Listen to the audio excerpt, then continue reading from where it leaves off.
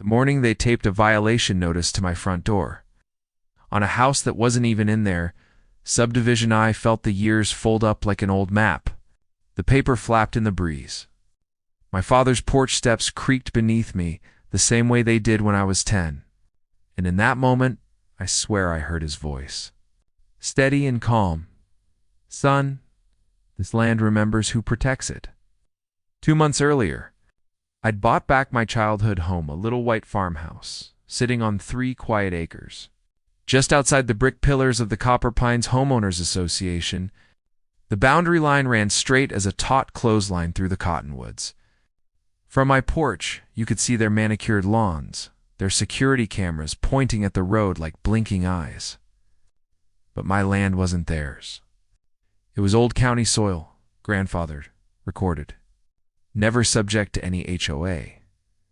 I had the deed and the plat map tucked in a folder like a family Bible, and yet there it was, a notice of known compliance. Action! Demands, threats of fines. A lecture about mandatory membership. My jaw tightened not from fear, but from disbelief. Not because of what they threatened to take, but because of what they dared to touch. My mother's lilacs bloomed beside that porch. My father hung his flag there after Desert Storm. This land held more than dirt, it held our story. I walked those boards.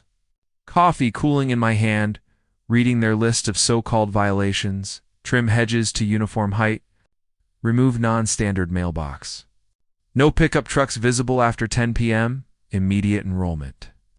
Dues payable by the 1st. I looked at my mailbox, black steel, bolted to a cedar post my dad cut himself 30 years ago. The paint had faded to a soft charcoal, the kind my mother used to call storm gray. I planned to leave it that way to keep him that way. That afternoon, I drove to the HOA office. Fresh mulch, polished brick, 2 flags out front, the American one flying above theirs. Inside, a receptionist smiled without meaning it. "Do you have an appointment?" she asked. "No," I said, setting down my papers, the notice, my deed, and the county plat with my parcel clearly outside their border. "I'm not in your HOA," I said. "This is a mistake." She clicked her pen. "Copper Pines voted last year to expand the association boundary. Then you expanded into county land," I told her. "That requires a petition, a homeowner vote, and recorded amendments, none of which exist." Her smile faltered. "The board will review your concern. But in the meantime, compliance is expected of all properties within our visual corridor." I frowned. "Visual corridor." She shrugged. "Anything that impacts the aesthetic of Copper Pines." I leaned closer.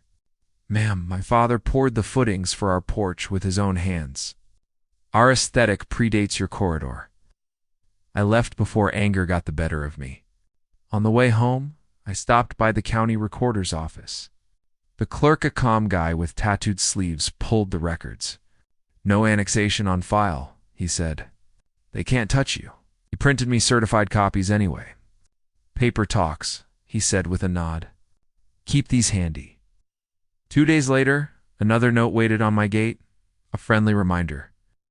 Photos of my property, my old Ford by the barn, my porch swing, my mailbox all circled in red ink.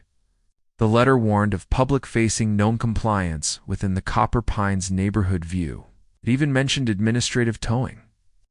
Anger rolled through me, heavy and quiet, but beneath it sat something deeper: grief. Grief for how people forgot respect, how neighbors turned into watchdogs with clipboards that night. I opened the box in the attic and pulled out my father's folded flag.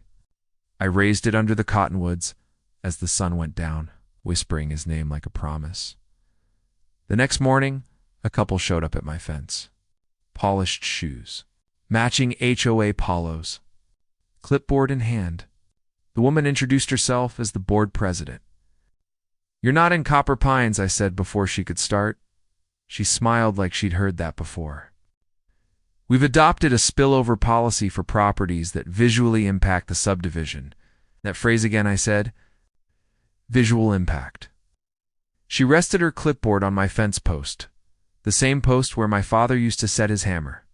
We're offering you associate membership, she said sweetly. Reduced dues, access to amenities, and guidance on compliance. I met her eyes. I'm not your associate, and my compliance is to county law, not your bylaws. The man beside her narrowed his gaze. If we have to, we can escalate. I glanced down at the clipboard. My name was already typed onto a form like I'd been signed up the moment I moved in. Remove my name, I said quietly. Now they left with stiff politeness. That night, a drone buzzed low over my barn, its red light blinking through my window. I stood on the porch with a flashlight until it drifted back toward the copper pines. I didn't sleep, just listened to the hum of crickets and the soft breathing of my old hound at my feet. The next morning, I found plastic survey flags planted along my boundary, bright orange teeth biting the earth. Then came a letter from their attorney, full of Latin phrases and threats about optical corridors and reasonable covenants. That was it. I called the county clerk, the tattooed one. Would you stand with me at the commission meeting? I asked. He did. So did a retired surveyor named Whitaker, my childhood neighbor. The man who first taught me how to run a string line straight and true. The county chambers were packed that day. The HOA president sat up front, her smile gone this time. Whitaker shuffled in with his old rolled-up plat map under his arm like a piece of history. When our turn came, the clerk projected the county records. He pointed to the maps, tracing the boundaries with a steady hand. This parcel, he said, has never been annexed. It is not, and never was, part of Copper Pines. Whitaker leaned on the table. I set those pins in 79, he said, voice rough but proud. They're still right where they belong. County attorney looked over his glasses. And about this visual corridor, he said, with a small smirk, there is no such thing in our code. The gavel came down like a clap of thunder. Unanimous decision. The HOA's claims were void. Their actions unauthorized. Their letters unenforceable. They were ordered to remove every flag, every stake, every so-called notice, and to never contact me again, except through counsel. I didn't cheer. I just breathed. Outside, 2 homeowners from inside Copper Pines caught up with me. We've wanted to stand up to them for years, one said. Carpenter's pencil still behind his ear. Didn't know we could. Can, I said. Paper and patience. That's all it takes. A week later, an envelope arrived from the HOA's lawyer. Just one line, we regret any confusion. I set it beside their first notice on the table. 2 pieces of paper, one pretending to hold power, the other proving it didn't. That Sunday, I rehung the porch swing on new chains. Repainted the mailbox, the same soft charcoal. Fixed the squeak in the screen door my dad never got around to. And planted new lilacs for Mom's Mall, green promises for spring. By dusk, the lake was still as glass. I raised my father's flag again, watched it catch the evening breeze. My phone buzzed a text from that same neighbor in Copper Pines. We're calling a vote to change the bylaws. You were right. Paper and patience. Thank you, I smiled. Anger had burned down to coals. Disbelief had turned to peace. Justice had settled like dust after rain. I looked at the straight fence line. The porch light glowing soft, and whispered, thank you, Dad. Sometimes standing up for what's right means standing alone until others find the courage to join you. Have you ever faced an HOA like this?